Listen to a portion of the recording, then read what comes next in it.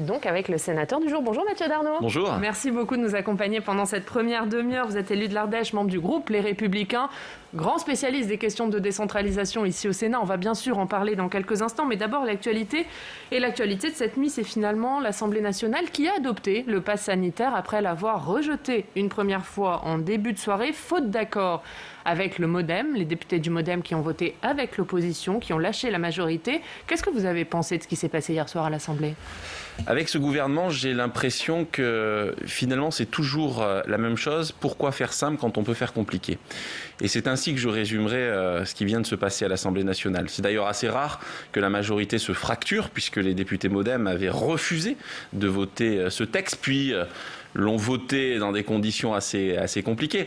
Je dis pourquoi faire simple quand on peut faire compliqué ? Parce qu'il eût été tellement plus facile de demander, notamment pour les rassemblements de 1000 personnes, d'avoir la présentation d'un test PCR, la garantie d'avoir été vacciné, que finalement ce pass dont les contours sont assez flous et qui, encore une fois, risque, selon moi et selon beaucoup d'observateurs et d'élus, de rendre plus complexe la sortie de crise, le déconfinement. Voilà, donc, ça veut dire que vous, la semaine prochaine, quand ça arrivera au Sénat, vous voterez contre ce pass ? Il y a de grandes chances qu'on ne soit pas favorable à ce texte-là, oui. L'autre actualité, c'est évidemment cet hommage national qui a été rendu hier au policier Éric Masson, tué à Avignon dans une opération antidrogue. Et Jean Castex, il a annoncé un renforcement des sanctions pénales pour les agresseurs de policiers et de gendarmes. On imagine que vous le soutenez sur ce point. Mais je voudrais poser une question sur un autre sujet. Les élus aussi, ils sont victimes d'agressions de plus en plus fréquentes, de plus en plus violentes. Est-ce que vous attendez du Premier ministre qu'il annonce un renforcement des sanctions envers les agresseurs d'élus ? Oui, clairement oui. Mais que ce soit des élus, que ce soit des gendarmes, que ce soit des policiers, toutes les personnes qui sont dépositaires de l'autorité publique doivent nécessairement être mieux protégées.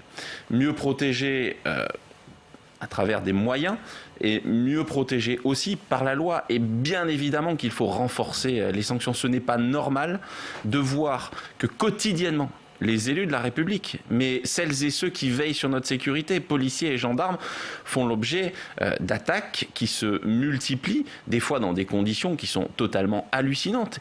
Et oui, je le dis très clairement, il faut qu'en matière de sécurité, on ait un renforcement très clair des sanctions et une réaffirmation par l'État, justement, de la nécessité d'être plus dur et d'avoir un traitement plus efficace qui protège tout simplement celles et ceux qui, comme je le disais, sont dépositaires de l'autorité publique. Pour mieux protéger ces élus, est-ce qu'il faut renforcer la loi ou est-ce que la loi est là, mais il faut mieux appliquer les sanctions, mieux écouter les plaintes, mieux les prendre en compte ? Il faut renforcer la loi.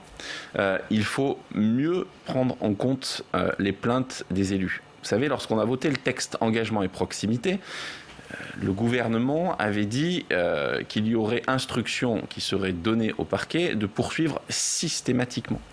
On a vu que tout ça a pris du temps.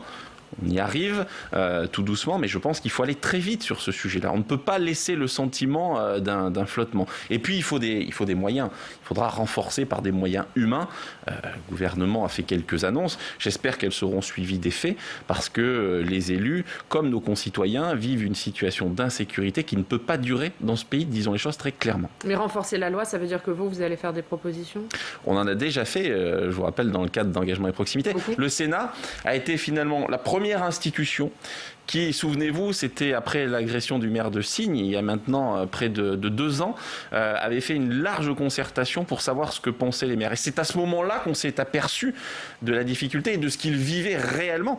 On imaginait bien la difficulté, mais pas à ce point-là. Mais est-ce que vous dites aujourd'hui ce qu'il y a dans la loi engagement et proximité, qui a été présentée il y a 1 an, c'était Sébastien Lecornu, le ministre à l'époque. Est-ce que vous dites que ça ne suffit pas ? Ça va dans le bon sens, mais ça ne suffit pas. Aujourd'hui, les faits se multiplient. Il faut aller plus loin, notamment éviter que dans beaucoup de cas, tout ça se solde par un simple rappel à la loi. Ça ne suffit plus. On va parler de décentralisation, puisque la loi 4D est donc présentée ce matin en Conseil des ministres. Hier, le Sénat a fait remonter les attentes des élus en matière de décentralisation. On va longuement en parler avec vous, Mathieu Darnaud, mais d'abord, on voit ça avec Marion Vigreux.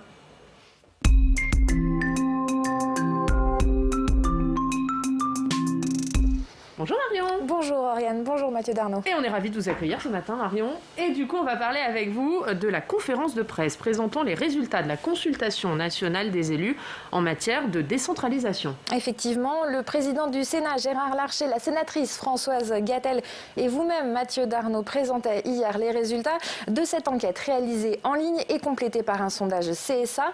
3300 élus y ont répondu et c'est visiblement la 3e consultation la plus fructueuse du Sénat.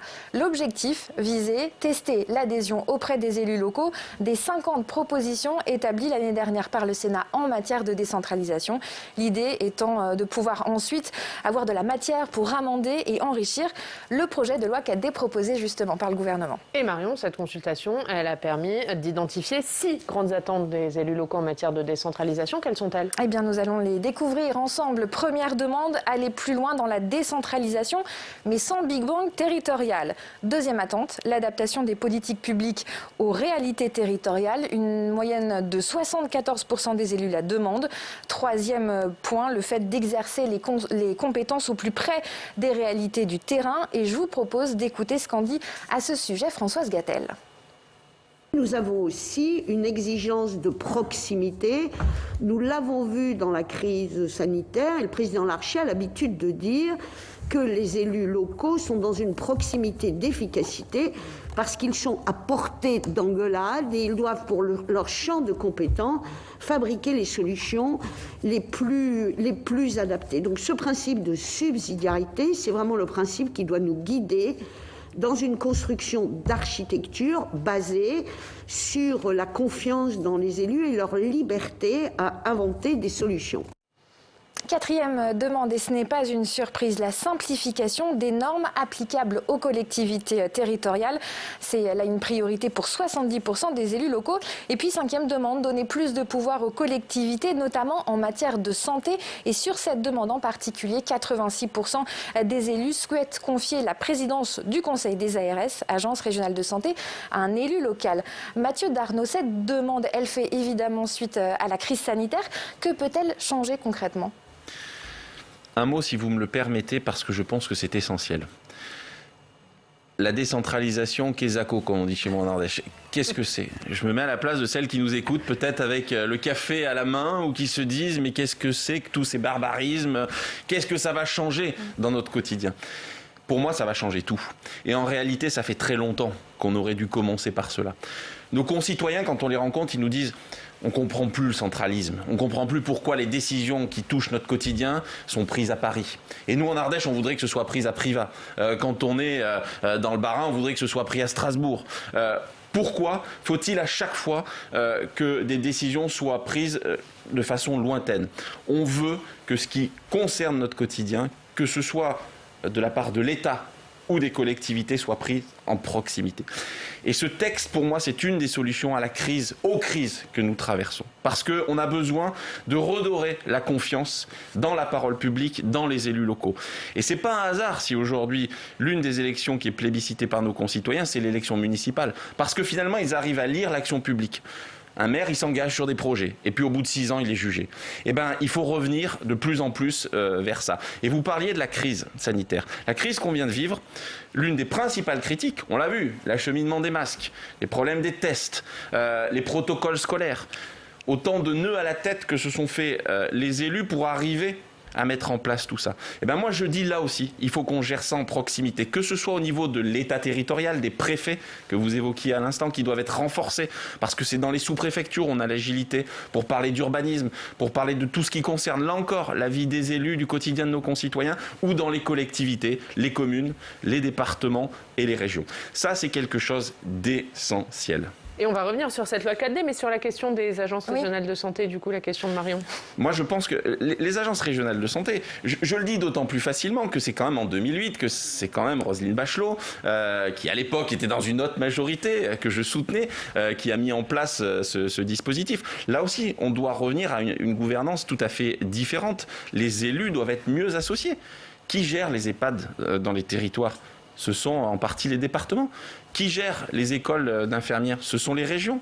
Les communes qui, là aussi, participent à la gestion des EHPAD doivent être associées. Donc on voit bien aujourd'hui qu'il faut remettre les élus locaux, les élus des territoires au cœur du dispositif. Donc vous nous dites que le gouvernement n'a pas du tout tiré les leçons de la crise sanitaire en matière de décentralisation, particulièrement sur ces questions de santé? Mais j'ai tendance à vous dire qui vivra verra. C'est important. On va voir, on va examiner ce texte. Vous avez dit on a fait 50 propositions. Parmi ces 50 propositions, il y a les éléments que vous évoquez. Eh bien, chiche.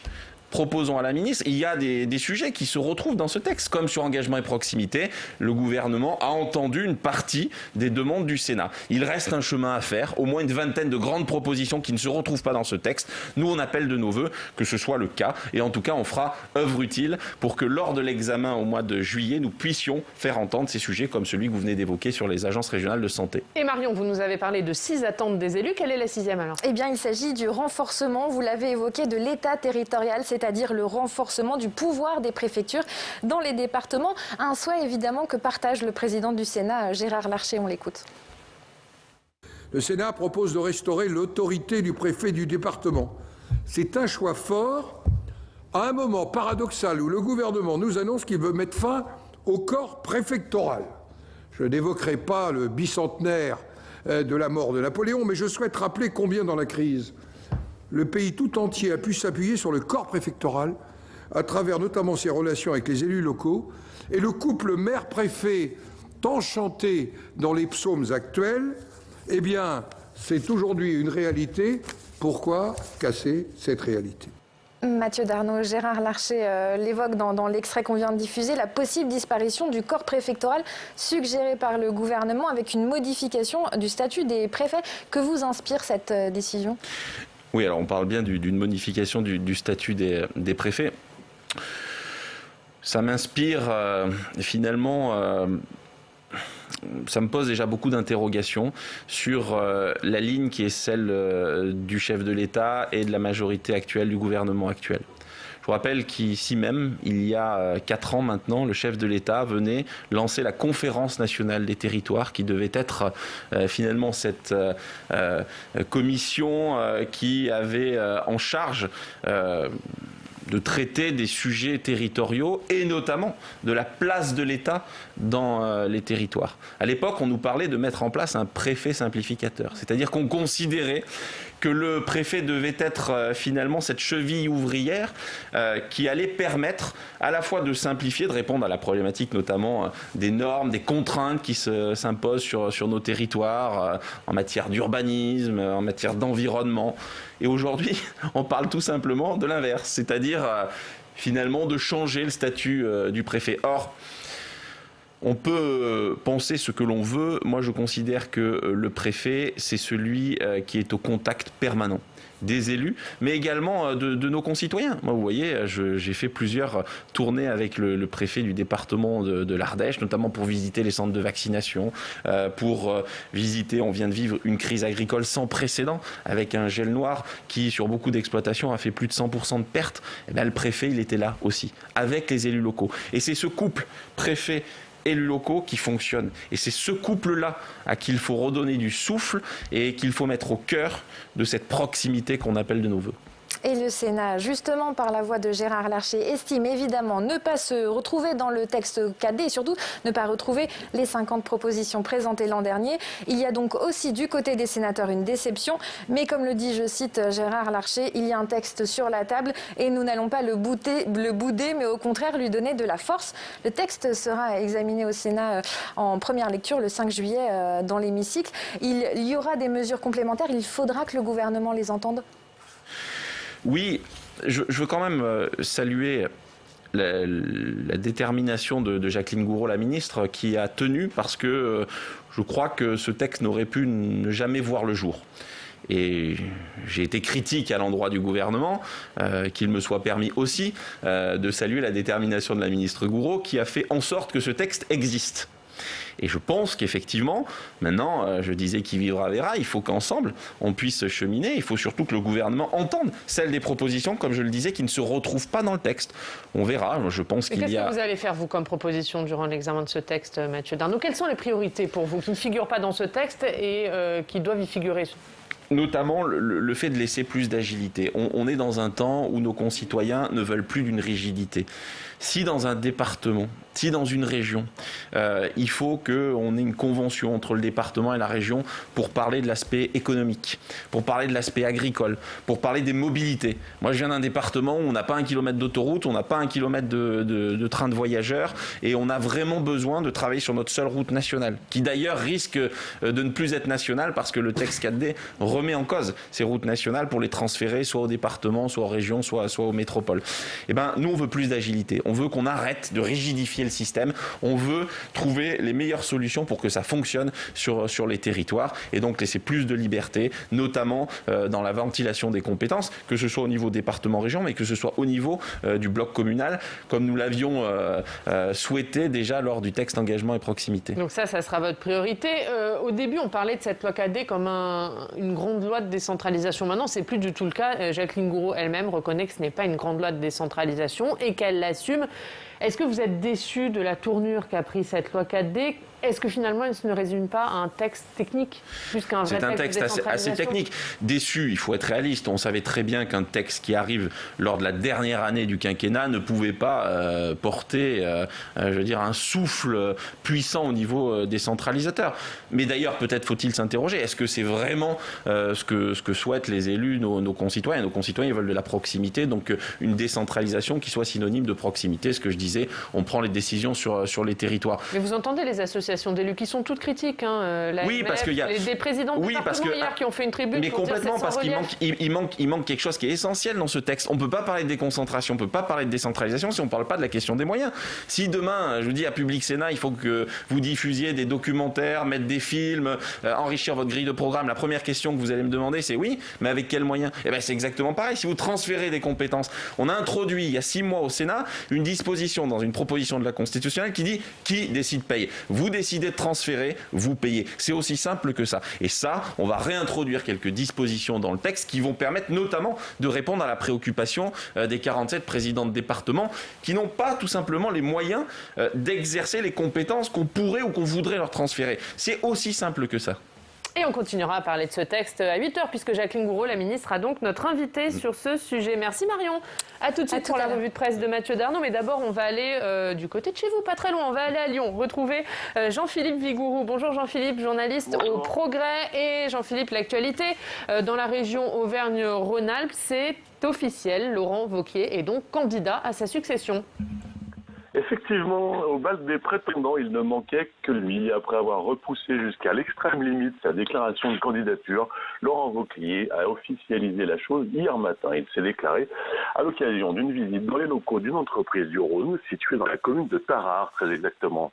L'occasion de faire découvrir cette bourgade d'un peu plus de 10 000 habitants aux portes du Beaujolais aux nombreux journalistes de la presse nationale qui avaient fait le déplacement. Car plus que la déclaration de candidature elle-même, c'est le discours qu'il fallait guetter. Comment, à 1 mois et demi du scrutin, le président sortant allait-il se positionner ? Au cours d'un monologue dense de plus de 30 minutes, qui aurait d'ailleurs mérité, comme le note notre reporter sur place, que la presse puisse poser des questions, Laurent Wauquiez donc a défendu son bilan, ses économies, ses valeurs, et surtout l'ancien président des Républicains a placé le curseur bien à droite, fustigeant l'assistanat, assurant refuser le communautarisme et mettant en avant son refus de céder face à l'islamisme. Quant à sa priorité, même si elle ne figure pas dans les compétences régionales, c'est la sécurité, une thématique qui revient régulièrement dans ses interventions, et notamment sur les réseaux sociaux. Et on va parler de la candidature de Laurent Wauquiez avec vous, Mathieu Darnaud. Mais d'abord, Jean-Philippe, on va dire un mot de votre une. Pollution à l'ozone, le compte à rebours. Oui, effectivement, car l'année 2020, en fait, a été une année en trompe-l'œil. Il y avait la faveur de la crise sanitaire, si on peut dire, qui a réduit les déplacements des habitants. Cela a favorisé une baisse des concentrations d'ozone dans la grande région lyonnaise et au-delà.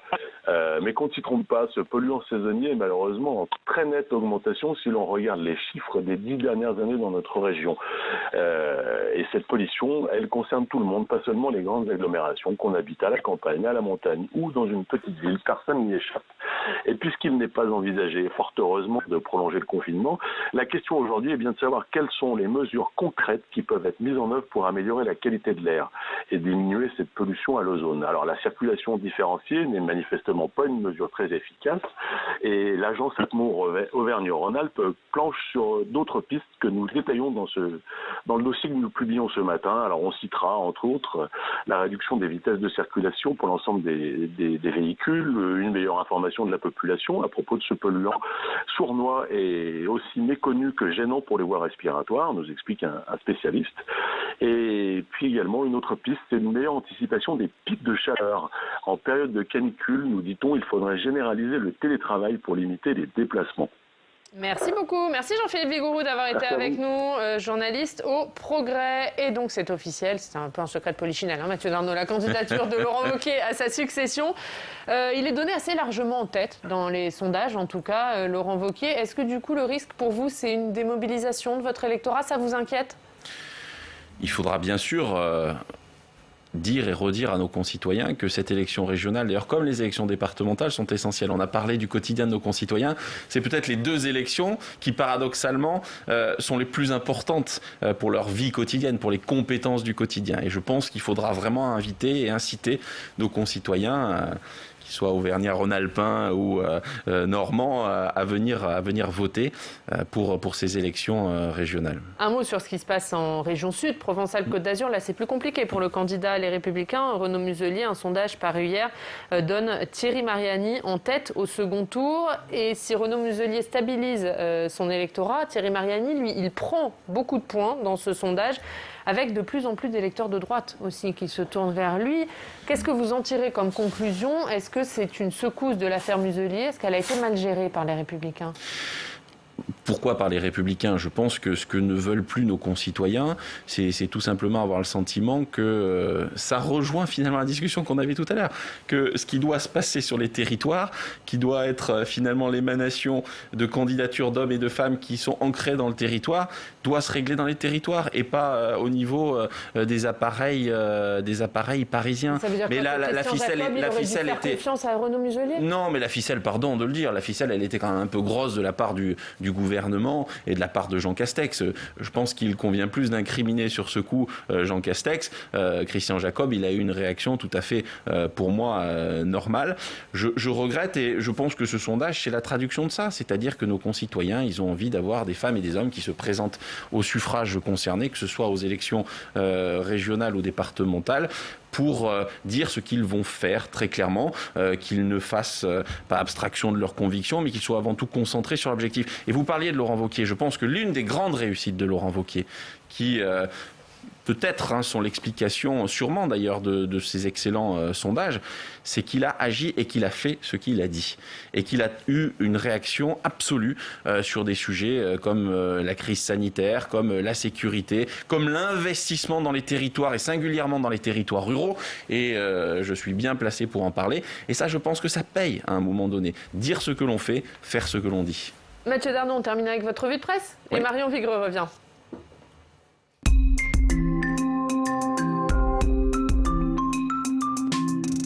Marion, on commence avec la fibre optique qui se fait attendre dans le nord de l'Ardèche. Oui, c'est l'hebdo de l'Ardèche qui l'évoque. La zone concernée, c'est celle autour de la ville d'Annonay. Ici, seulement 45% du territoire est raccordé à la fibre. Et sur place, les mécontentements sont grands, notamment depuis le développement du télétravail et des cours à distance. Le déploiement du réseau est géré par l'opérateur Orange qui se heurte aux contraintes de terrain des zones rurales, avec la nécessité de recréer un réseau, de creuser des tranchées, d'installer des poteaux, bref, d'engager des travaux importants. Les élus mettent la pression pour que l'opérateur tienne ses engagements, car ils estiment que le déploiement insuffisant du réseau pénalise le territoire et évidemment les entreprises. Mathieu Darnaud, vous êtes, on l'a dit, sénateur de l'Ardèche. On est toujours étonné à l'époque où l'on envoie des hommes en orbite sur l'ISS de constater que le déploiement de la fibre pose encore problème. Étonné et en colère. Et je veux dire, si c'était que la fibre, si c'était que la fibre.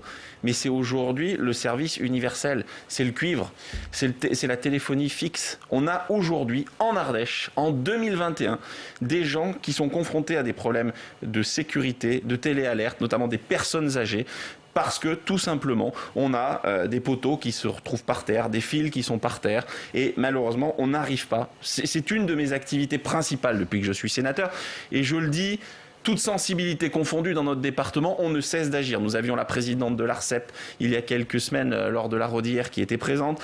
On a alerté avec une députée de la majorité dromoise pour demander une mission flash et que Cédric O, le ministre, puisse intervenir très fortement auprès de l'opérateur historique parce qu'on en a ras-le-bol. Je le dis, on en a ras-le-bol que nos concitoyens soient privés de la téléphonie fixe. Sur la fibre, même souci un petit peu différent, c'est que là on a des problèmes par rapport aux entreprises qui doivent intervenir.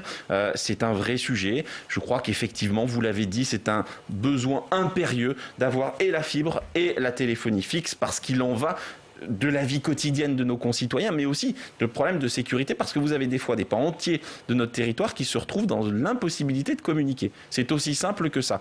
Est-ce normal en 2021 ? Assurément non. On termine avec une autre actualité, Marion, qui nous vient du quotidien Le Dauphiné cette fois. Le Dauphiné, oui, qui évoque l'inauguration d'un centre de santé départemental qui, à la différence d'une maison de santé, fonctionne avec des personnes employées par le département. À ce jour, il compte une médecin et une secrétaire médicale, mais d'autres soignants devraient arriver à la rentrée. Ce centre de santé devrait coûter chaque année 320 000 € au département, mais pour les élus, ce choix est nécessaire pour répondre aux problèmes de désertification médicale. Mathieu Darnaud, les collectivités locales ont-elles raison d'investir sur des budgets aussi importants pour répondre au manque de soignants ? Oui, elles le doivent, selon moi, alors dans des proportions raisonnées, parce que ce n'est pas non plus la vocation d'une collectivité d'investir et de financer toute la santé publique. Je crois que le département de l'Ardèche, disons les choses très clairement, a pris beaucoup de retard. Et je trouve que les annonces du président sont un petit peu tardives. On a un médecin. Pardon, il y a des départements qui en ont pris 10. Et je vais vous donner un autre exemple qui prouve qu'on peut agir concrètement. Comparé au département de l'Aveyron. Les jeunes internes ardéchois qui sont formés, savez-vous combien il y en a qui reviennent sur le territoire ? 2%. Dans l'Aveyron, c'est plus de 10%. Je crois qu'il y a toute une batterie de mesures. Et le chef de file départemental que je soutiens, Olivier Amran, a mis la santé au cœur de ces élections départementales. Parce que c'est un élément qui est consubstantiel de la vie de nos concitoyens sur les territoires. Parce qu'ils partiront si demain, ils n'ont plus de médecins, ils n'ont plus une offre de soins à proximité. Idem, on est le seul département de plus de 300 000 habitants qui n'a pas de groupement hospitalier de territoire. Là aussi, malheureusement, c'est une erreur du passé sur laquelle il faut que l'on revienne. Travaillons avec l'ARS, mais la santé publique, notamment et singulièrement dans les territoires ruraux, même si elle touche tous les territoires, c'est essentiel. Et ce sera le mot de la fin. Merci Mathieu Darnaud. Merci à vous. Merci beaucoup d'avoir été notre invité pendant cette demi-heure. Marion